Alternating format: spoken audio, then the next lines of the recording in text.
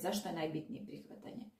Kad biramo partnera, mi moramo osobu nasuprot nas prihvatiti. Što znači prihvatiti? Znači prihvatiti je kakva je u momentu ovdje i sada.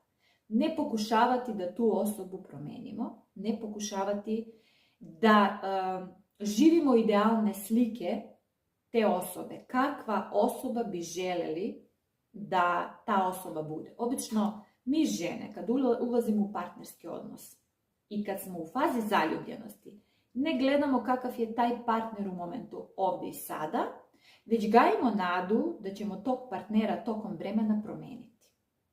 Prosto je. Da li neko od nas se tako lako može promijeniti ako ne želi sam se promijeniti? Niko. Apsolutno niko. Znači, idealna slika od partnera pada u vodu. Gledajte partnera kakav je u momentu